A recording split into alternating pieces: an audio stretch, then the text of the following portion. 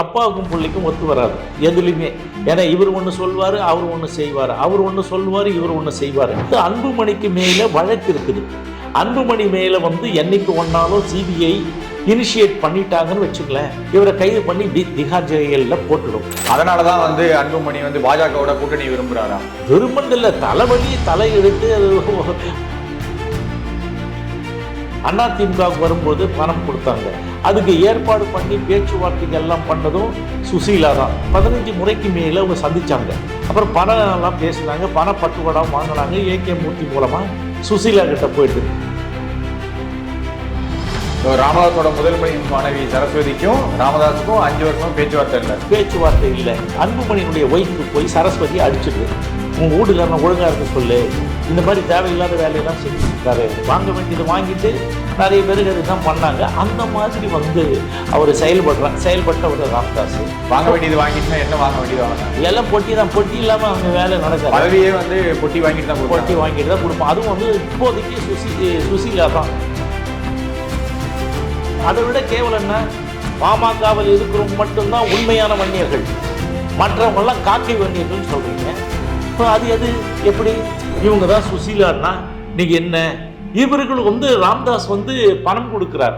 இந்த செத்து போன 25 தியாகிகளுக்கு ஒன்றும் பண்ணல, இந்த சமுதாயத்துக்காக உழைச்சிட்டு போனவனுக்கு ஒன்றும் பண்ணல. அவெல்லாம் நடு ரோட்டில் தான் இருக்கிறான். ஒன்றும் கூலி வேலை ஏரி வேலைக்கு தான் போயிட்டு இருக்காங்க. ஸோ யார் சொன்னாலும் எதுவும் நடக்காது. ராமதாஸை இயக்குறது சுசீலா தான்.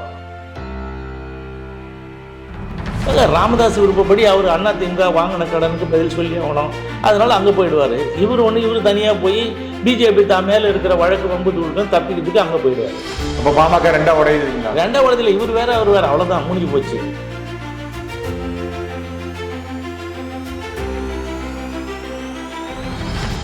ஸ்பெக்ட்ரம் தமிழ் நேயர்களுக்கு வணக்கம். இன்று நாம் அனைத்து இந்திய பாட்டாளி முன்னேற்ற கட்சி மற்றும் வன்னியர் கூட்டமைப்பின் தலைவர் திரு CN ராமமூர்த்தி அவர்களுடன் உரையாட உள்ளோம். சார் வணக்கம். சார் வணக்கங்க. சார், பாமகவோட பொதுக்குழு கூட்டத்தில் அன்புமணியும் ராமதாஸும் மோதி கொண்டாங்க அப்படின்னு சொல்றாங்க. இதுக்கு காரணம் பரசுராமன் முகுந்தன் அப்படிங்கிறவர். இந்த பரசுராமன் முகுந்தன் ராமதாஸ் அவர்களோட மகள்வழி பேரன்னு சொல்றாங்க. அதுல முதல் மகள்வழி பேரனா இல்லை இரண்டாவது மனைவியோட மகள்வழி பேரன்களா? இல்லை, சரஸ்வதி இருக்காங்களா முதல் மனைவி. ஓகே, அவங்களுடைய பேரன் தான் அவங்க. அப்புறம் இதில் பார்த்தீங்கன்னா இந்த முகுந்தன் அப்படின்னு சொல்கிறவர் வினீத் அப்படின்றவருக்கு இன்னொரு பேரும் இருக்குது, வினீத் என்கின்ற முகுந்தன். இது யாருன்னா காந்திமதி அப்படின்றது ராமதாசனுடைய முதல் மகள், மூத்த மகள். அவருடைய பையன்தான் அந்த வினீத். வினீத் என்ற பரசுராமன் முகுந்தன் அப்படிங்கிறவர் ராமதாஸோட மகள்வழி பேரன் காந்திமதி பேரன். இவர் என்ன பண்றாரு, ராமதாஸ் அவரை இளைஞர் சங்க தலைவராக அறிவிக்கிறார். இளைஞர் சங்க தலைவராக அறிவித்த உடனே இந்த பொதுக்குழுலே அன்புமணி எதிர்ப்பு குரல் காட்டுறாரு. என்ன காட்டுறாரு, 4 மாதம் கூட ஆகலை. இப்போதான் அவருக்கு ஊடக பிரிவினுடைய செயலாளர் தலைவராக நீங்கள் கொடுத்தீங்க, மாநில தலைவராக. அதுக்குள்ளே அவர் எப்படி இளைஞர் சங்க தலைவராக நீங்கள் கொடுக்கலான்னு சொல்லிட்டு கேள்வி எழுப்புறாரு. ஸோ அவருக்கு இந்த மாதிரி அனுபவம் இல்லை, அது மாதிரிலாம் பேசுகிறார். ஆனால் அது உண்மை இல்லை. இது என்னன்னு கேட்டிங்கன்னா, சரஸ்வதி அவங்களுக்கு ஒன்று, அவங்க பேரன்கள் அவங்கள உறவுகளுக்கெல்லாம் கொடுக்குறாரு. அதே மாதிரி இன்னொரு மனைவி இருக்கிறாங்க, 2வது மனைவி சுசீலா. அந்த சுசீலாவுக்கு என்ன இதுன்னு கேட்டிங்கன்னா, அவங்க இவர் கிளினிக்கில் சின்ன டோக்கன் போட்டு கொடுக்குற ஒருத்தவங்களா வேலை பார்த்துட்டு பிறகு அவரோட இணைந்து வாழ்க்கை நடத்தி அவங்க 2வது மனைவியாக இருக்கிறாங்க. அவங்களுக்கு இஷ்யூஸ் இல்லை. சுசீலாவோட அவங்களுக்கு எத்தனை குழந்தைகள் இருக்காங்க? சுசீலாவுக்கு தான் இஷ்யூஸ் இல்லை, குழந்தைகள் இல்லை. ஓகே. ஸோ அவங்க அவங்க தம்பி பொய்யாமொழி என்றவனுடைய குழந்தைகளை எடுத்து தான் இவங்க வளர்க்குறாங்க. அந்த குழந்தைகளுடைய நிகழ்வு நடக்குது. அந்த பேத்தியினுடைய நிகழ்வுனா என்னன்னு கேட்டிங்கன்னா, அவங்க இந்த மஞ்சள் நீராட்டு விழா, அந்த மஞ்சள் நீராட்டு விழாவிற்கு ராமதாஸ் போகிறாரு. அதுக்கு முன்னாடியே இந்த கட்சியில் இருக்கிறவங்க எல்லாருமே அவங்களுக்கு அறிமுகம். இந்த கட்சியில் யாரை வேணாலும் அவங்க தான் நியமனம் பண்ணுவாங்க. சொன்ன உடனே ராமதாஸ் செயல்பட்டு சேர்க்கிறதும் இல்லை நீக்கிறதும், இந்த மாதிரி பதவிகள் வேலைகள் எல்லாத்தையும் அவர் தான் பார்ப்பாங்க. ஸோ அதனால் என்னன்னு கேட்டிங்கன்னா, அவர் என்ன சொல்கிறாரு, கோக்காமணி, ஏகே மூர்த்தி இவங்களெல்லாம் போய் அவங்க முதல்ல பார்த்துருங்க. அந்த எம்எல்ஏ, அந்த இதில் இருக்க 5 எம்எல்ஏவும் போய் அவங்களுக்கு இந்த பரிசு பொருள்லாம் கொடுத்து அதையும் பார்க்குறாங்க. ஆனால் அவர் நடத்துகிற அந்த KRS திருமண மண்டபத்துக்கு இவர் போகும்போது 20க்கும் மேற்பட்ட மாவட்ட செயலாளர்கள்லாம் கலந்துக்கிறாங்க, எல்லாம் கலந்துக்கிறாங்க, ஒன்லி விஐபி மட்டும். ஸோ அதில் வந்து இந்த நடந்துற நிகழ்வுகள் எல்லாம் உடனுக்குடன் அன்புமணிக்கு அனுப்புகிறாங்க எல்லாரும்.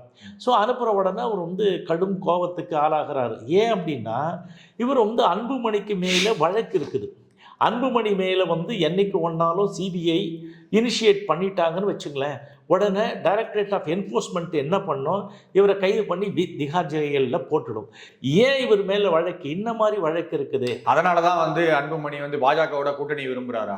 விரும்பண்டில்லை, தலைவலி தலை எடுத்து அது அவருக்கு வயிற்று வலி தலைவலி தனக்கு வந்தால் தானே தெரியும். அதான் சொல்கிறாரு அவங்க அப்பா கிட்ட, நான் வந்து திஹார் ஜெயிலுக்கு போயிட்டா எனக்கு என்னத்துக்கு இது, நீங்கள் வந்து இங்கே கூட்டணிக்கே வரக்கூடாது, நீங்கள் கூட்டணிக்கு வந்து அதிமுக வரக்கூடாது, போகக்கூடாதுன்னு சொல்லி தானே நிர்பந்தம் பண்ணி. பிரச்சனையே வந்து ராமதாஸ் வந்து அதிமுகவோட பாமக கூட்டணி வைக்கணும் அப்படிங்கிறாரு, அன்புமணி வந்து பிஜேபியோட கூட்டணி வைக்கணுங்கிறாரு. அதுல இருந்து தான் இந்த பிரச்சனை ஆரம்பமானது அப்படின்னு சொல்லி சொல்றாங்க. இல்லை, இதுக்கு முன்னாடியே அப்பாவுக்கும் பிள்ளைக்கும் ஒத்து வராது எதுலையுமே. ஏன்னா இவர் ஒன்று சொல்வார், அவர் ஒன்று செய்வார், அவர் ஒன்று சொல்வார், இவர் ஒன்று செய்வார். சரி, இதுக்கு முன்னாடி ஜி.கே. மணி அவர்கள் வந்து தலைவராக இருக்கும் பொழுது எல்லா அறிக்கையும் யார் பேரில் வரும், ஜி.கே. மணி பேரில் தான் வரும். இன்னொன்று என்னன்னு கேட்டிங்கன்னா, இந்த பதவி நியமனம், பதவி நீக்கம், பதவி மாற்றம் எல்லாமே ஜி.கே. மணி இதில் தான் பண்ணுவாங்க, தலைவர் தான் அறிவிப்பார். இவர் வெறும் காகித போர் அதை அறிக்கை விட்டுட்டு இருப்பார். அது தவிர்த்து அவர் வேறு எதுவும் செய்யறதில்லை. அது ஒருத்தர் எழுதி கொடுக்குறத சென்னையிலேருந்து ரெடி பண்ணி அனுப்புவாங்க, அதை தான் பண்ணிகிட்டு இருப்பார். அதையே வந்து செய்தியாக போட்டுட்ருப்பாங்க. ஸோ இந்த மாதிரி இருக்கிற சூழலில் இப்போ வந்து அந்த பணம் அதிமுகவுக்கு வரும்பொழுது பணம் கொடுத்தாங்க. அதுக்கு ஏற்பாடு பண்ணி பேச்சுவார்த்தைக்கு எல்லாம் பண்ணதும் சுசீலா தான். சுசீலா தான் இந்த சிவி சண்முகம் இருக்காருங்க அதே மாவட்டத்தில், அந்த முன்னாள் அமைச்சரை வந்து பேசி நீங்கள் போய் பாருங்கள், ராமதாஸை பாருங்கன்னா அவர் போய் ராமதாஸை பார்ப்பார். அதுக்கப்புறம் 15 முறைக்கு மேலே அவங்க சந்தித்தாங்க. அப்புறம் பணம்லாம் பேசுனாங்க, பணப்பட்டுவாடாவும் வாங்கினாங்க. ஏகே மூர்த்தி மூலமாக சுசீலா கிட்ட போயிடுது. சுசீலா ஏற்கனவே அந்த கட்சிக்கு வர்ற பணம், ராமதாஸ் மூலமாக வர்ற பணம் இவங்க வாங்கி அந்த ஒரு 3 மாவட்டங்கள் பாண்டிச்சேரி உட்பட எல்லாத்துக்கும் என்ன பண்ணாங்க, வட்டிக்கு விடுவாங்க. வட்டிக்கு வருது இந்த சேட்டுங்கள்லாம் வச்சு அவங்ககிட்ட கொடுத்து குறைஞ்ச வட்டிக்கு வசூல் பண்ணி அந்த வேலையை செய்கிறாங்க. இப்போவும் செஞ்சுட்டு தான் இருக்கிறாங்க. ஸோ இது மாதிரி பண்ணும்போது கட்சி வந்து இந்த கொரோனா பீரியடுக்கு அப்புறம் முழுக்க அங்கே இருந்ததுனால கொரோனா பீரியடில் ராமதாஸை பார்த்துக்கிட்டவங்க அப்போ வந்து ஒரு நெருக்கம் ஏற்பட்டது. 5 வருஷமாக இந்த இவங்க இருக்கிறாங்களா, சரஸ்வதிக்கும் ராமதாஸுக்கும் பேச்சுவார்த்தை இல்லை. ஸோ எதுவும் பேசிக்கிறது இல்லை. ராமதாஸோட முதல் மனைவி சரஸ்வதிக்கும் ராமதாஸுக்கும் 5 வருஷமா பேச்சுவார்த்தை இல்லை. ஸோ அதுக்கு அடிப்படை காரணம் என்னன்னா, முதல்ல இதுக்கு முன்னாடியே உள்ள நிகழ்வுகள் போது அவர் வந்து நேராக அந்த அன்புமணியினுடைய ஒய்ஃபு போய் சரஸ்வதியை அடிச்சிடுது.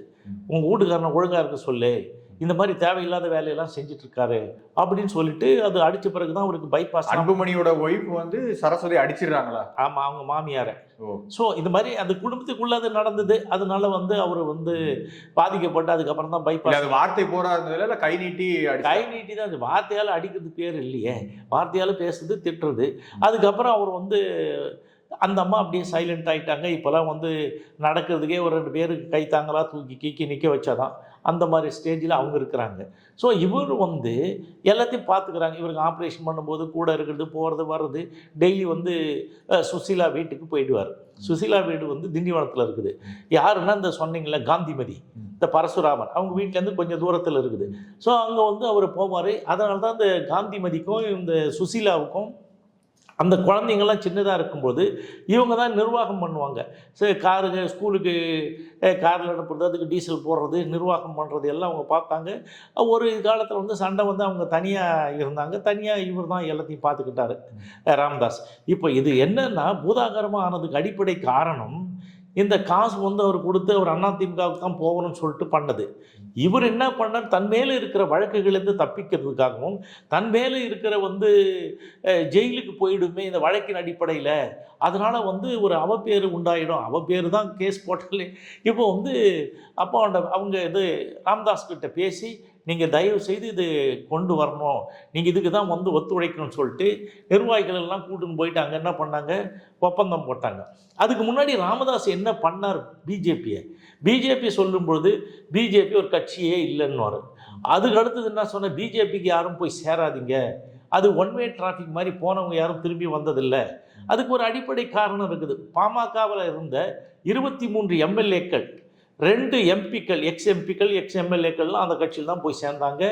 பாமகவை சேர்ந்த 23 எம்எல்ஏக்கள் எக்ஸ் எம்எல்ஏக்கள்லாம் வந்து பிஜேபியில் போய் ஜாயின் பண்ணாங்களா? ஆமாம், முன்னாடியே போயிட்டாங்களே. அதெல்லாம் பெரிய நியூஸாகவே வரவே இல்லையா அதிகமாக? இல்லை, அதெல்லாம் நியூஸ் வரலன்னா அப்பப்போ சேர்றாங்க. அவங்களுக்கு ஏதாவது முக்கியத்துவம் கொடுத்தா வரும். போனவங்க தான் கிணத்துல போட்ட கல் மாதிரி அங்கே போயிட்டு அமைதியாகிட்டாங்க.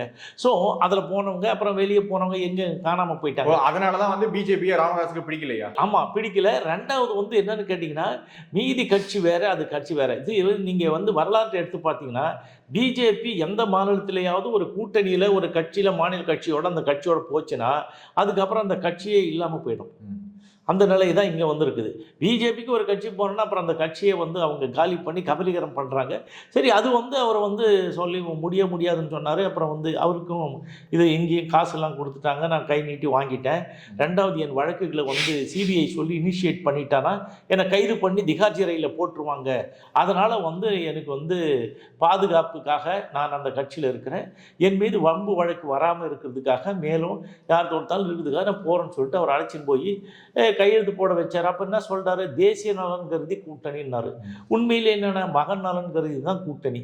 ஸோ ஓகே, அது போனார். ஒரு பக்கம் வந்து ராமதாஸ் வந்து அதிமுகவிலிருந்து பணம் வாங்கிட்டு அதிமுகவோட கூட்டணி போகிறேன்னு சொல்லியிருக்காங்க. இன்னொரு பக்கம் வந்து நம்ம திகார் ஜெயிலுக்கு போயிடக்கூடாது அப்படிங்கிறதுக்காக அன்புமணி வந்து பிஜேபியோட கூட்டணி வைக்கிறதுக்கு முனைஞ்சிருக்காங்க. இதுதான் வந்து அப்பாவுக்கும் பையனுக்கும் நடந்த மோதலா உருவெடுத்திருக்கு. கடைசி கட்டத்தில் அது வந்து பிரச்சனையாச்சு. ஆனால் ஏற்கனவே 2 பேருக்கும் ஆகாது. இவர் அவங்க அப்பா பார்க்க போனான்னு அவர் பார்க்க மாட்டார். ரெண்டாவது இப்போல்லாம் பிறந்த நாளுக்கெல்லாம் கூட போனார். அவங்க குடும்பமே போனாங்க, 100 பேர் உக்காந்தாங்க. அவங்களே கேட்க வெட்டி அவங்களே சாப்பிட்டுட்டு வந்துட்டாங்க. அவர் வரமாட்டான்ட்டார். ஒரு லுங்கியும் பனியனும் போட்டுக்கிட்டு ஒரு எதிர்ப்பு தெரிவிச்சுட்டு அவர் பிடிக்கல. ஏன்னா அந்த அன்புமணி எந்த பேச்சு கேட்க மாட்டுற மாதிரி அப்படின்னு. ரெண்டாவது வந்து என்னன்னு கேட்டிங்கன்னா, அவங்க திருமண நாள், இந்த சரஸ்வதிக்கும் இவருக்கும் திருமண நாள் இருக்குது இல்லைங்களா, அதுக்கும் அவர் வந்து ஒத்துழைக்கல, பேசுறதில்லை, போகிறதில்லை. ஸோ இந்த மாதிரி ஒரு பேச்சுவார்த்தையே இல்லை. அவர் கூட அந்த கூட்டத்தில் என்ன பேசுகிறாரு, பொதுக்குழுவில் தெளிவாக சொல்கிறாரு, நான் வந்து எனக்கு உதவியாளர் இருந்தாங்க, அவங்கள நான் நிறுத்திட்டேன். முதல்ல வந்து நடராஜன் ஒருத்தர் இருந்தார். அவர் இந்த கட்சி கூட்டம் மற்றதெல்லாம் ஃபோன்லாம் வந்து எடுத்து வந்து கொடுத்து சொல்லுவார், இது நடக்குது, இப்படி ஒன்றும் உங்களோட பேசணுங்கிறாங்கன்னு. அவரை நான் நிறுத்திட்டேன். ரெண்டாவது வினோத்னு ஒருத்தர் வச்சார், நான் வச்சுருந்தேன், அவரையும் வந்து நாங்கள் நிறுத்திட்டோம். இப்போ எனக்கு உதவியாளர் யாரும் கிடையாது. அந்த நாயெல்லாம் பார்த்துக்கிறவங்க, அதுக்கப்புறம் ஒரு குக் இருக்கிறாரு, ஒருத்தரை வந்து அன்பழகன் ஒருத்தர் வந்து தலைமையில் சில அவர் தான் அந்த பத்திரிக்கைலாம் பண்ணுவார். அவர் ஒருத்தர் வருவார் போயிடுவார். இவங்க தான் நான் இருக்கிறேன்.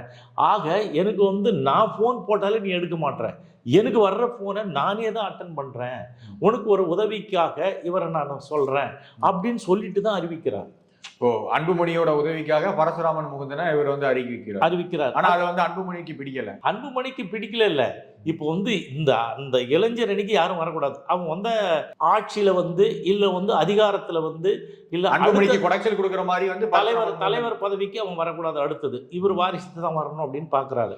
ஸோ அதுக்கு தான் வந்து என்ன பண்றாரு, இது ஏற்கனவே கோகாமணி இருக்கார்ல, அவங்க பையன் தமிழ்குமரனுக்கு வந்து தலைவர் பதவி கொடுத்தாங்க, இல்லை இளைஞரணி தலைவராக கொடுத்தாங்க, இதெல்லாம் பண்ணாங்க. அதுக்கப்புறம் என்ன பண்ணிட்டாங்க, இவங்க இவர் கொடுத்த நிர்பந்தம் தேவையில்லை, வரக்கூடாது அப்படி இப்படின்னு சொன்னோன்னா அவரை பாவம் நீக்கி விட்டாங்க. அவர் வேறு எதுவாக இருக்கோ பண்ணிட்டாங்க, போயிட்டாங்க. ஸோ இப்போ இவரும் வந்து அறிவித்த உடனே இந்த மாதிரி சொல்கிறார். ஆனால் அவர் வந்து ஒரு முகுந்தன் வந்து ஏற்கனவே என்னென்னா இந்த இதில் வந்து பாமகவில் ஒரு முக்கிய பொறுப்பில் தான் இருந்தார். பொறுப்புன்னா பெரிய வேலைகள்லாம் அவர் பார்த்துருந்தார், கட்சி வேலையெல்லாம் பார்த்தாரு. அதில் ரொம்ப முக்கியமான விஷயம் என்னென்னா, 2வது மனைவி சுசீலாவுக்கும் அந்த இவர் ராமதாஸுக்கும் நல்ல நெருக்கமாக இருந்தார். இவர்கிட்ட தாத்தான்னு போவார், இவர் சின்ன பாட்டின்னு சொல்லிட்டு அங்கே போவார். இவங்க சொல்கிற வேலையை செய்வார், அவங்க சொல்கிற வேலையை செய்வார். 2 பேருக்கும் ஒரு பாலமாக இருந்து சொல்கிற வேலைகள்லாம் செஞ்சுட்டு, சின்ன வேலையை பெரிய வேலையை இங்கே போய் அங்கே போகிறதா அங்கே வந்து இங்கே சொல்கிறதெல்லாம் வேலை பார்த்துட்டு இருந்தார். ஸோ இந்த மாதிரி இருக்கின்ற பொழுது இவ வந்தால் நமக்கு இடைஞ்சல். ஏற்கனவே நம்ம பேரில் எந்த அறிக்கையும் வர்றதில்லை. அறிக்கை மீன்ஸ் இந்த மாதிரி வந்து கட்சியினுடைய நியமனம், இப்போ ராமதாஸ் தான் நியமனம் பண்ணுறாரு, ராமதாஸ் தான் நீக்கிறாரு. நிறுவனருக்கு எந்த அதிகாரமும் கிடையாது, தலைவர் தான் அதிகாரம். அதை கூட விட்டு கொடுக்க மாட்டார். இவர் வந்து தனக்கான சாம்ராஜ்யத்தை நிறுவனருக்கு எந்த அதிகாரம் கிடையாது, தலைவருக்கு தான் எல்லா அதிகாரமும். ஆனால் கட்சியோட பொறுப்புகளை நியமனம் பண்ணுறது, நீக்கிறது எல்லாமே வந்து நிறுவனோட ஒரு பேரில் தான் வருது, தலைவரோட பேரில் வரமாட்டேங்குது. அது வந்து அன்புமணிக்கு பிடிக்கல. அன்புமணிக்கு பிடிக்கலன்னா ஓரம் கட்டிட்டார். நீ போய் ஒரு மூலையில் இரு, உனக்கு என்ன தெரியாது, கட்சி நடத்த தெரியாது ஒன்று. ஏன்னா இவர் மக்களை சந்திக்கிறது இல்லை. யார் அன்புமணி மக்களை சந்திக்கிறது இல்லை. இந்தியாவிலே அட்டண்டன்ஸ் உள்ளவர், பார்லிமெண்ட்டுக்கு போகிறதில்ல. எப்பயாவது போனார்னா ரொம்ப முக்கியத்துவம் வாய்ந்த மாதிரி அவர் போனார். எதுக்கு போனார்? அதெல்லாம் முக்கியத்துவம்னா அவருக்கு கேஸுக்காக போயிட்டு அப்படியே போவார். கேஸு வந்து என்ன இருக்குது, கோர்ட்டில் ஏதாவது நடந்ததுன்னு பார்த்துட்டு திமுக. ஆனால் இது பிஜேபியினுடைய வேறு ஏதாவது அஜெண்டா முக்கியமானது சரத்துக்கள் சட்டமாக்குன்ற பொழுது அதுக்கு போய் பிஜேபிக்கு ஆதரவாக ஓட்டு போட போவார். இப்போ வந்து ஒரே நாடு ஒரே தேர்தலுக்கு போயிட்டு வந்தார். ஸோ இந்த மாதிரி தான் போவார் சார். அதுவும் ஒரு நாள் போயிட்டு அன்றைக்கி மறுநாளே வந்துடுவார். ஸோ இப்படியாப்பட்டவரை வந்து எப்படி இவர் வர்றதில்லை, கட்சி வேலை பார்க்குறதில்ல, எதுவும் செய்யறதில்ல, ஒரு விஷயங்களை முழுமையாகவும் தெரிஞ்சுக்கிறதில்ல.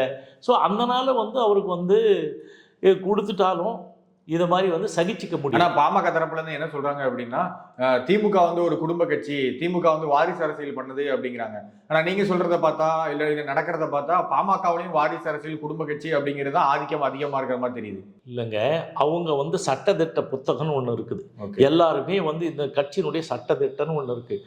அந்த சட்டத்திட்டத்தில் வந்து எலெக்ஷன் கமிஷனுக்கு பதிவு பண்ணணும். அப்படி பதிவு பண்ணப்பட்ட இடத்துல வந்து ராமதாஸ் என்ன சொல்கிறாரு, நான் எந்த கட்சிக்கும் எந்த பதவிக்கும் வரமாட்டேன், கட்சியிலோ சங்கத்து அதில் வந்து சொல்கிறார். அது ப்ரீஆம்பிளில் வருது. அதுக்கு அடுத்தது என் வாரிசுகள் மகனோ மகளோ யாரும் வரமாட்டேன், என் வாரிசுகள் வராதுன்னு சொல்லிட்டு தான் அதில் எழுதியிருக்கிறார். 5 இது இருக்கும் அதில் இது. ஸோ அப்போ வந்து அந்த மாதிரி எழுதி கொடுத்துட்டு ஒரு மீதி இப்போ திமுக, அண்ணா திமுக, காங்கிரஸ், கம்யூனிஸ்ட் எதுலையுமே என் குடும்பத்தில் நாங்கள் கட்சி துவங்கின பிறகு வராதுன்னு எந்த இதுவும் கிடையாது. ஆனால் இந்த கட்சியினுடைய இதில் தான் சட்டத்திட்டத்தில் தான் இதெல்லாம் இருக்குது. இது வந்து அப்பட்டமான மீறல். இது வந்து சட்டத்திலே இருக்காது. இந்த கட்சியை வந்து கலைச்சிடணும். இந்த மாதிரி என் குடும்பத்திலேருந்து யாரும் அரசியலுக்கு வரமாட்டாங்கன்னு சொல்லிட்டு அன்புமணி, சௌமியா அன்புமணி, அதுக்கப்புறம் பரசுராமன் முகுந்தன் இப்படி எல்லாத்தையுமே குடும்பத்துக்காரங்களே தான் கட்சியில் வந்து இல்லை. அவங்களுடைய அக்கா பொண்ணு இன்னொன்று குணவதியினுடைய கணவர் அந்த இவரெல்லாம் இருக்கிறார்ல தன்ராஜ், எல்லாமே சொந்தக்காரங்க தானே கொடுத்தாங்க. ஸோ இப்படிலாம் சொல்லுவாங்க. ரெண்டாவது இவர் 4 மாதத்தில் நல்லா கேட்டுங்க, 4 மாதத்தில் வந்துட்டார். 4 மாதத்துக்கு முன்னாடி இதுக்கு முன்னாடி பாமகவில் வந்து இன்றைக்கி வந்து நாளைக்கு பதவி வாங்கி போனவங்களாம் இல்லையா? ஒரு பட்டியலே சொல்லலாம். நீங்கள் வந்து பொன்னுசாமி இருந்தார் மத்திய அமைச்சராக. அவர் முதல்ல வந்து இவரை வந்து பார்க்குறாரு, கையெழுத்து போடுறாரு, உடனே எம்பி சீட்டு கொடுக்குறாங்க, நிற்கிறாரு, மத்திய மந்திரி ஆகிறாரு. சரி, அடுத்தது வந்து அரங்கவேலு, அவர் அரசு பணியில் இருந்தார், ஓய்வு பெற்றவர். அவரை வந்து பார்க்குறாங்க, உடனடியாக உறுப்பினராக கூட சேர்க்கலை, உடனே கட்சியில் கொடுத்து அவர் வந்து எம்பி சீட்டு கொடுத்து நின்று ரயில்வே துறை மந்திரி ஆகிறார். ஸோ அந்த மாதிரி வந்து பெரிய ஆளும் இருக்கிறான். ஒன்றும் இல்லாத சாதாரண பதவியில் வந்தவங்களும் இருக்கிறாங்க. உதாரணத்துக்கு வந்து பொங்கலூர் மணிகண்டன், அவர் வராரு, கட்சியில் சேர்றாரு, உடனே மாநில துணைத் தலைவர். சரி, அதே மாதிரி வந்து ராஜேஸ்வரி பிரியா வராங்க, கட்சியில் சேர்றாங்க, அடுத்தது மாநில இளைஞர் சங்க செயலாளர் பதவி கொடுக்குறாங்க. ஸோ அந்த மாதிரி வந்து வரிசையாக இந்த வினோபான்னு ஒரு தம்பி இருப்பார், அவர் வந்தார், உடனே கட்சியில் சேர்றாரு, எம்எல்ஏ கொடுக்குறாங்க நிற்க சொல்லி. ஸோ இந்த மாதிரி எம்எல்ஏ எம்பி எல்லாம் எப்படின்னு கேட்டிங்கன்னா, அந்த கட்சியில் வர்றவங்களுக்கு ஒரு வழிமுறை. ஆனால் சமூக நீதி சமநீதி எல்லாம் பேசுவாங்க. அதெல்லாம் கிடையாது. உழைச்சவர்கள்லாம் யாரும் கிடையாது. அவங்களுக்கு விருப்பப்பட்டவர்கள், இவர்களுக்கு வேண்டப்பட்டவர்களாக இருக்கிறாங்க. காலங்காலமாக வந்து பாமக உழைச்சவங்களுக்கு சீட்டோ இல்லை பதவியோ கொடுக்கறத விட புதுசாக வந்தவங்களுக்கு நிறைய கொடுத்துட்றாங்க. அவங்க கூட்டி இவங்க விருப்பப்படுறவங்களுக்கு வாங்க வேண்டியதை வாங்கிட்டு நிறைய பேருக்கு அதுதான் பண்ணாங்க. அந்த மாதிரி வந்து அவர் செயல்பட்டவர் ராமதாஸ். வாங்க வேண்டியது வாங்கிட்டுனா என்ன வாங்க வேண்டியது வாங்கினாங்க? எல்லாம் பொட்டி தான். பொட்டி இல்லாமல் அவங்க வேலை நடக்காது. பதவியே வந்து பொட்டி வாங்கிட்டு தான் கொடுப்போம். அதுவும் வந்து இப்போதைக்கு சுசீலா தான் தீர்மானிக்கிறது. வந்து தீர்மானம் பண்ணுறது எல்லாம் சுசீலா காசு வாங்கிட்டா அந்த போடுங்கன்னா அவர் உடனே பயிற்சியே வந்ததுன்னா ஒரு கையெழுத்து போட்டு பத்திரிகைகளுக்கு அனுப்பிடுறாரு. இதுதான் நடக்குது. ஸோ அங்கே வந்து எந்த ஒரு ஒழுங்கும் ஏதும் இல்லை. இப்போ வந்து அங்கே அறிவித்த உடனே இவங்களுக்குள்ள ஏற்கனவே ஸ்பிளிட் ஆகி பிரச்சனை இல்லைன்னா எப்படி வந்து இவங்க வந்து உடனே எப்படி ஒரே நிமிஷத்தில் அடுத்தது வந்து பனையூரில் எனக்கு அலுவலகம் இருக்கிறது, இந்த ஃபோன் நம்பர் எல்லாம் வாங்க, பனையூருக்கு வாங்கன்னு சொல்லிட்டா இது தன்னுடைய சாம்ராஜ்யத்தை இவர் வந்து எஸ்டாப்ளிஷ் பண்ணி வச்சிருக்கிறார். இளைஞர்கள் போகிற இடத்துலாம் அங்கே போய் என்ன சொல்கிறார், ஒரு இளைஞர்கள் மாநாடு, இளைஞர்கள் கூட்டங்களில் பேசும்போது பாமகவுக்கு புது ரத்தம் பாய்ச்ச வேண்டும், இள ரத்தம் பாய்ச்ச வேண்டும், அதெல்லாம் நீங்களாம் வாங்கன்றாரு. அவர் இளைஞர் தானே. அவருக்கு ஏன் வந்து முகுந்தன் வந்தால் உங்களுக்கு முடியல? முகுந்தனுக்கு வந்து ஏற்கனவே வந்து எம்பியாக கடலூர் நிற்கிறது எல்லாம் ஏற்பாடும் பண்ணாங்க. இந்த சௌமியாவுடைய அண்ணன் நிற்கிறதுனால அங்கே வந்து என்ன பண்ணிட்டாங்க, சௌமியாவோட அண்ணன் வந்து கடலூர்ல. ஆமாம், இவர் விஷ்ணு பிரசாத். இந்த விஷ்ணு பிரசாத் நிற்கிறதுனால என்ன பண்ணாங்க, அவருக்கு வந்து நீ நிற்க வேணான்னு சொல்லிட்டாங்க. சரி, அவர் அதையும் ஒத்துக்கிட்டார். முதல்ல ஒரு ஏமாற்றம். ரெண்டாவது, அவர் தான் இந்த 3 தொகுதிக்கு, இப்போ வந்து கடலூர் தொகுதி, பாமக 2 அந்த இந்த தொகுதி, கள்ளக்குறிச்சி தொகுதி, அப்புறம் வந்து விழுப்புரம் தொகுதி 3க்கும் அவர் தான் பணப்பட்டுவாடா தேர்தல் நேரத்தில் பண்ணவர் அவர் தான்.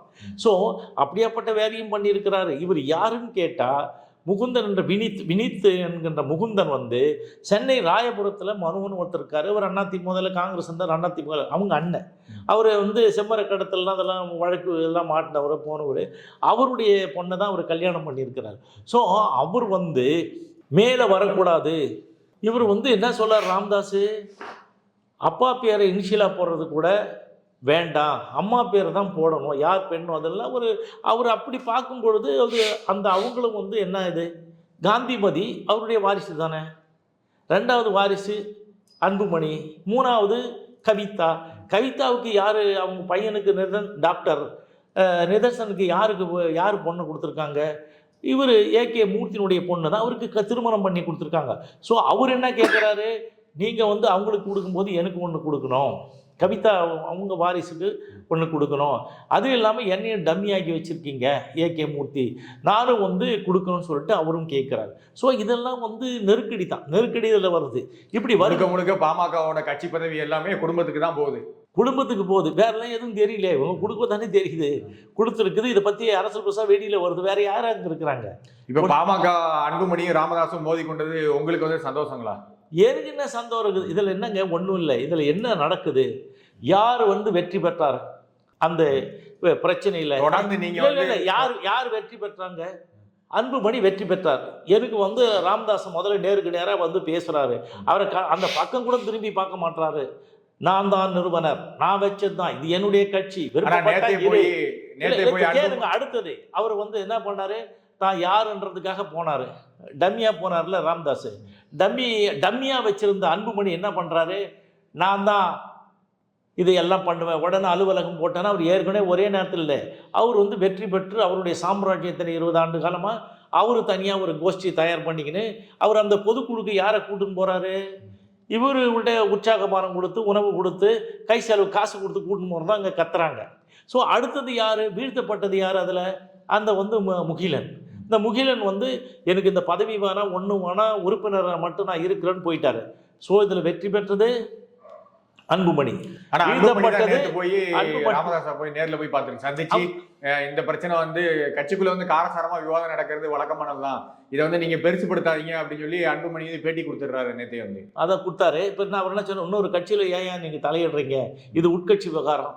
இப்போ வந்து திமுக உட்கட்சி விவகாரம். இப்போ என்னது, துரைமுருகன் வந்து ஒரு 2வது இடத்துல இருக்கிற ஒரு மூத்த அமைச்சர், 2வது கட்சி பதவியில் 2வது இடத்துல இருக்கிறவர், அவருக்கு ஏன் துணை முதல்வர் கொடுக்கணும் நீ ஏன் கேட்குறல்ல? அது இன்னொரு உட்கட்சி விவகாரம் தானே. அதை விட கேவலம் என்ன, பாமகவில் இருக்கிறவங்க மட்டும்தான் உண்மையான வன்னியர்கள், மற்றவங்கெல்லாம் காக்கை வன்னியர்கள்னு சொல்றீங்க.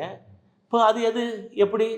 ஸோ இந்த கன்ஃபியூஷன், இந்த கெலாட்டாவில் என்ன நடந்ததுன்னா, ராமதாஸ் வீழ்த்தப்பட்டார், அன்புமணி வெற்றி பெற்றார், அந்த இவன் வந்து வெளியேற்றப்பட்டார். இவ்வளோதான். இது எல்லாம் வந்து சும்மா வெளியில் எல்லாத்தையும் சொல்லிவிட்டு அவங்கவுங்க சொத்துக்களை அவங்கவுங்க பார்த்துக்கிறதுக்கான வேலைகளை பார்க்குறாங்க. இந்த முகிலன் தான் இவங்களுடைய எல்லாரையும் கூட்டுக்கிட்டு இதுக்கு போனார். எங்கே போனாருங்க? துபாய் போனார். இப்போ ஒரு தனி ஃப்ளைட்டில் 100 பேரோட போனார்ல பரசுராமன் முகுந்தன், தனி ஃப்ளைட்டில் எல்லாரையும் கூட்டிட்டு துபாய் போனார். ஆமாம், 200 பேர், 200 அவர் தான் எல்லாம் ஏற்பாடு பண்ணார். அவங்களுக்கு அங்கே நிறுவனம் இருக்குது. எதுக்காக அந்த துபாய் பயணம்? துபாய் பயணம் வந்து அவங்களுக்கு சொல்லுவாங்கல்ல, எப்பயுமே ஏதாவது ஒன்று உருட்டின்னு இருப்பாங்கல்ல, பசுமை தாயகம் இருக்குல்ல, அந்த அமைப்பு சார்பா. எதுக்கு? கிளைமேட் சேஞ்சை பற்றி. எந்த ஊரில் டீசல் எடுக்கிறாங்கல்ல, க்ரூட் ஆயில், அந்த இடத்துல இது எதாவது அங்கே போயிட்டு எல்லாம் பேசிட்டு 10 நாள் இருந்து அத்தனை கோடி செலவு பண்ணிட்டு வராங்க. ஸோ அவங்களுக்கு என்ன எதுன்னு கேட்டிங்கன்னா, பணம் இருக்குது, எல்லாம் இருக்குது, அவங்களுக்கு என்ன ஒன்றாலும் பண்ணுவாங்க. ஆனால் பணத்தை மட்டும் வச்சுக்கிட்டு பண்ண முடியாதுன்றதை வந்து அவங்களுக்கு தெரிஞ்சுக்கணும் முதல்ல. இப்போது உலகத்துக்கு எல்லாம் முன்னாடிலாம் தெரியாது, சுசீலானா யாருன்னு தெரியாது. இப்போ நாம் சொல்லும்போது என்ன சொல்கிறோம், இவங்க தான் சுசீலான்னா இன்னைக்கு என்ன, இவர்களுக்கு வந்து ராமதாஸ் வந்து பணம் கொடுக்குறார். பணம் கொடுத்து 150 கோடி கொடுத்து தனியாக ஒரு அறக்கட்டளை வந்து ஆரம்பிக்கிறாங்க. அவங்க ஆச்சாரி, அவங்க என்ன சொல்கிறாங்க, ஆச்சாரி இதுக்கு வந்து விஸ்வகர்மா சங்கம் அறக்கட்டளைன்னு சொல்லி பண்ணி கொடுக்குறாரு. அதுக்கப்புறம் இப்போ வந்த பணம்லாம் அவங்க தான் வாங்கிக்கிறாங்க, சண்டை போடுறாங்க. நீ உன் ஒய்ஃபு முதல் ஒய்ஃபு சுசிலா அவங்க பேர்ல ஆச்சாரிங்கிற அறக்கட்டளை ஆரம்பிக்கிறாங்களா? சுசிலா வந்து ஆச்சாரிங்க. அவங்க வந்து விஸ்வகர்மா சமாஜம் விஸ்வகர்மாக்காக ஒரு இளங்கோன்னு ஒருத்தர் இருக்காரு, அந்த ஊருக்கு தலைவர். அதெல்லாம் இல்லை, இவங்க உள்ள வச்சு அவங்க தம்பி எல்லாம் வச்சு நிர்வாகிகளா போட்டு அந்த 150 கோடி தன்னோட கையில இருந்து 150 கோடி கொடுத்து விஸ்வகர்மா சமுதாயத்துக்கு ஒரு அறக்கட்டளை ஃபார்ம் பண்ணி கொடுக்கும். அதை தான் கேட்குறேன். அவங்க தான் பண்ணி ஏற்கனவே பண்ணிட்டாரு. இந்த செத்து போன 25 தியாகிகளுக்கு ஒன்றும் பண்ணல, இந்த சமுதாயத்துக்காக உழைச்சிட்டு போனவனுக்கு ஒன்றும் பண்ணல. அவெல்லாம் நடு ரோட்டில் தான் இருக்கிறான். ஒன்றும் வந்து கூலி வேலை ஏரி வேலைக்கு தான் போயிட்டு இருக்காங்க. ஸோ அந்த மாதிரி இருக்குது, இவங்களுக்கு பண்ணி கொடுத்தாரு. அவங்க கேட்குறாங்க, நான் 2வது மனைவி தானே, என்ன இத்தனை காலம் உழைச்சிட்டேன்ல, என்னை வந்து வெளி உலகத்துக்கு கொண்டு வா, நான் அறியப்படாமல் இருக்கிறேன், எனக்கு வந்து நீ வெட்ட வெளிச்சத்துக்கு கொண்டு வா, எனக்கு லைம் லைட் வேணும் அப்படின்னு சொல்லிட்டு நான் சாவ போகிற காலத்தில் இருக்கும்போது கூட நீ பண்ணலாம் அப்படின்னு தான் ஒரு டார்ச்சர் பண்ணி அவங்க பண்ணுறாங்க. கட்சி அவங்க தான் நிர்வாகம் பண்ணுறாங்க. ஸோ யார் சொன்னாலும் எதுவும் நடக்காது. ராமதாஸ் இயக்குறது சுசீலா தான். இப்போ அந்த சுசீலா வந்து இப்படி சொல்கிறீங்களே தப்பு இல்லையா அப்படின்னு கேட்டால் பாருங்க, இது வந்து என்ன, இது சுசீலாவனுடைய அந்த அவங்க தம்பி இருக்கிறார் பொய்யாமொழின்னு, அந்த பொய்யாமொழியினுடைய மகள் திருமணம், நம்ம மகள் பேத்தி திருமணம், அங்கே தான் போய் கலந்துக்கிறாங்க. என்ன கலந்துக்கிட்டு ராமதாஸ் எல்லாம் இருக்கிறாங்க, எப்படி உக்காந்துட்டு இருக்காங்க பாருங்கள். இதுவும் பாருங்கள், இதோ இந்த மாதிரி இருக்குது. ஸோ இந்த மாதிரி இருக்கும் பொழுது நீங்கள் வந்து இவர் தான் வந்து அவங்க தம்பி பொய்யாமொழி, இந்த பொய்யாமொழி தான் இவர் அவங்களுடைய தம்பி பண்ணுறாங்க. ஸோ இந்த மாதிரி கட்சி வந்து இங்கே போயிடுது. அந்த இது வந்து எல்லாமே அவங்க கட்சியில் ஒன்றும் இல்லை, சும்மா வெளியில் வந்து ஏற்கனவே நீங்கள் சொல்லியிருந்தீங்க ராமதாஸ் வந்து எஸ்சி அப்படிங்கிற ஒரு பட்டியல் இதுல தான் வந்து டாக்டர் ஆனாரு அப்படின்னு சொல்லியிருந்தீங்க. இப்போ என்ன சொல்றீங்க, சுசீலாவும் வந்து ஏங்க அது உண்மையை சொல்றேங்க. அவர் வந்து பட்டியல் இனத்தினுடைய சர்டிஃபிகேட் தானே படிக்கிறாரு, அதில் என்ன தப்பு? அவர் அதனால தானே ஒரு வேலை போகுது, அதனால தானே ஒரு மருத்துவ பணி செய்ய முடியல, அதனால தானே வீட்டில் உட்காந்துருக்கிறாரு. வீட்டில் உட்காந்துருக்கும் சும்மா இருக்கிறதுனால தானே இதுக்கெல்லாம் வராரு. ஸோ நீங்கள் வந்து உண்மையை தெரிஞ்சுக்கணும். பட்டியல் இனத்த சர்டிஃபிகேட்டில் அவர் படித்தார், அது அவரே சொல்லலையே, அதனால தான் மனைவி விஸ்வகர்மா சமுதாயத்தை சேர்ந்தவங்க. அதனால என்ன இருக்குது, அதெல்லாம் அவங்க யார் வேணாலும் திருமணம் பண்ணலாம், அதெல்லாம் நான் தப்பாக சொல்ல. இது தப்பு இல்லையா? பட்டியலினத்தில் படிக்க சொல்கிறது தப்பு, படித்தது தப்பு. இன்னொருத்தருடைய இது வந்து நீங்கள் தானே ஏமாற்றி அபகரித்து பண்ணீங்க. அதே மாதிரி தான் நாங்கள் வந்து 10.5% ரிசர்வேஷன் அபகரித்து நாங்கள் பண்ணோன்றீங்க. எந்த வழக்கு எங்கே போட்டீங்க, எப்படி வந்தது? ஸோ எல்லா ஆவணங்களும் அரசும் எனக்கு தான் பதில். அன்புமணி என்ன சொல்கிறாரு அப்படின்னா 15% இடஒதுக்கீடு வந்து திமுக கொடுத்தது, வன்னியர்களுக்கு கொடுத்ததுன்னா நான் எந்தவித எம்எல்ஏ சீட்டு கேட்காம எந்தவித எதுவுமே எதிர்பார்க்காம திமுகவோட கூட்டணி வைக்கிறதுக்கு 2021 தயாராக இருக்கும்னு சொல்கிறாங்க. இது எதை காட்டுதுன்னா, அந்த மக்கு அன்புமணிக்கு அடிப்படை அறிவு இல்லை, இடஒதுக்கீட்டை பற்றி புரிதல் இல்லை. அடியும் தெரியல, நுனியும் தெரியல, அங்கே அப்பாவுக்கும் தெரியல, அன்புமணிக்கும் தெரியல.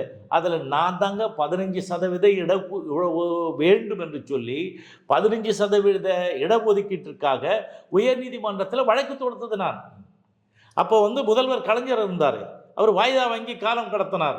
அதுக்கப்புறம் வந்து இந்த அரசு உடனடியாக செயல்படுத்தணும்னு சொன்னாங்க.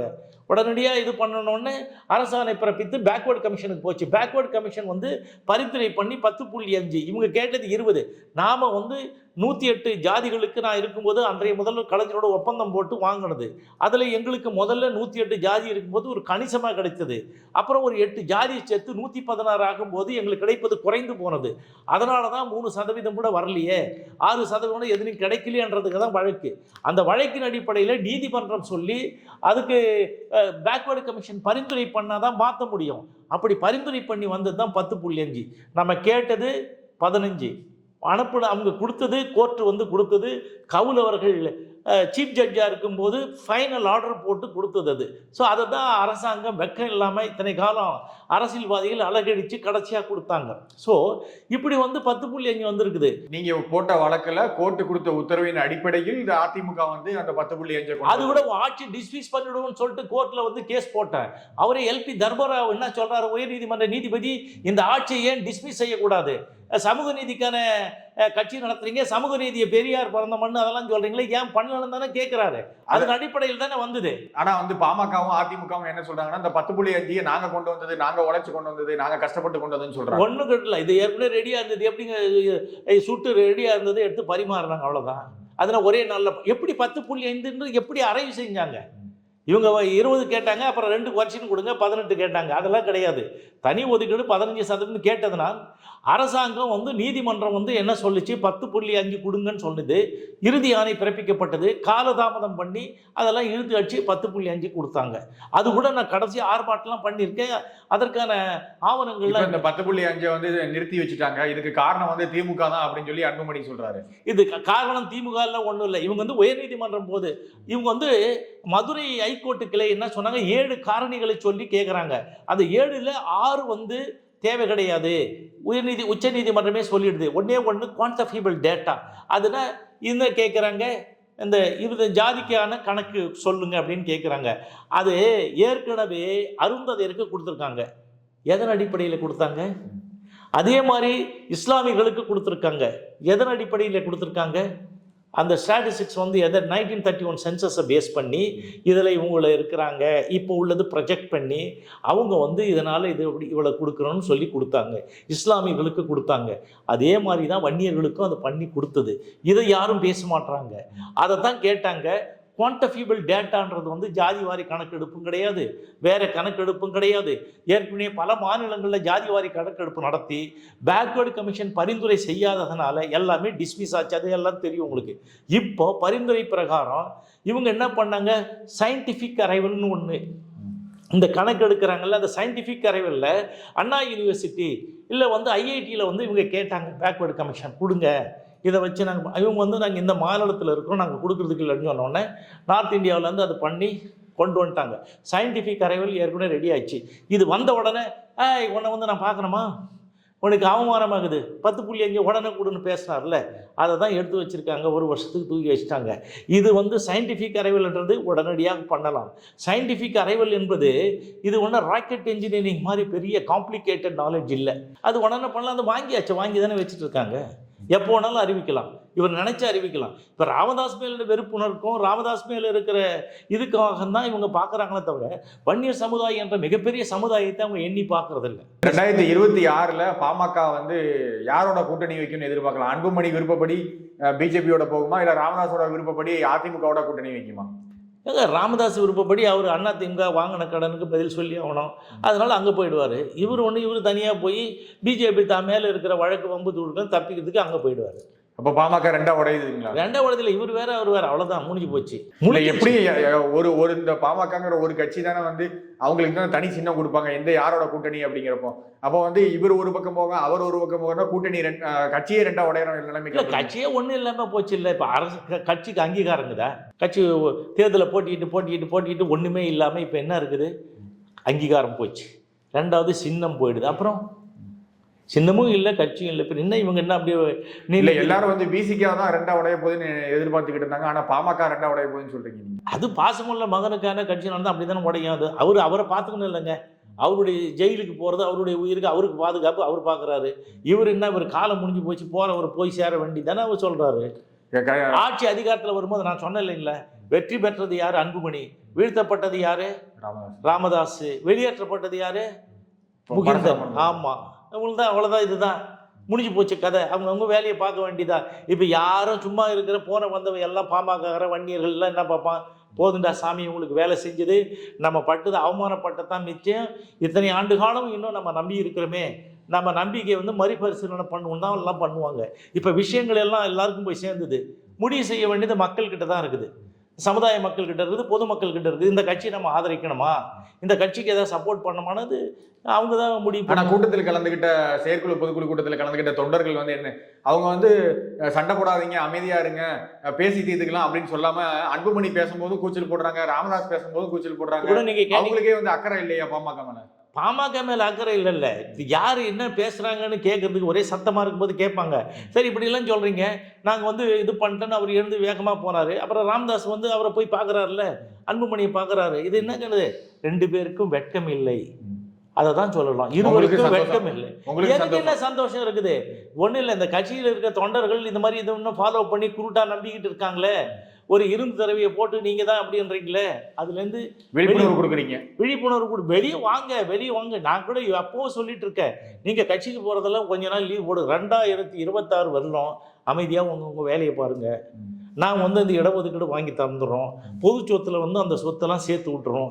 இந்த இதுக்காக நீங்கள் இருங்க, கவனிங்க, ஏன் நான் கூட்ட கூட வர வேண்டாம், நீங்கள் உங்கள் வேலையை பாருங்கள், வம்பு தும்பு வழக்கு வேணாம், உங்களுக்கு சண்டை போட்டுக்க வேணாம்னு நான் சொல்கிறேன். மற்றபடி சமுதாயம் நல்லா இருக்கணுங்கிறதுக்காக நீங்கள் சொல்கிறீங்க. சமுதாயம் நல்லா இருக்கணும், வாழ்ந்த சமுதாயம் வீழ்ந்த சமுதாயம் எழுந்து நிற்கணும், மேலே வரணுன்றதுக்கு தானே இந்த வேலையில் இந்த சமுதாயத்தின் பின்னாடி இருந்து நான் வேலை செய்கிறேன். நம்முடன் இணைந்து பல்வேறு கருத்துக்களை பகிர்ந்து கொண்டமைக்கு மிக்க நன்றி சார். மிக்க நன்றி, வணக்கம்.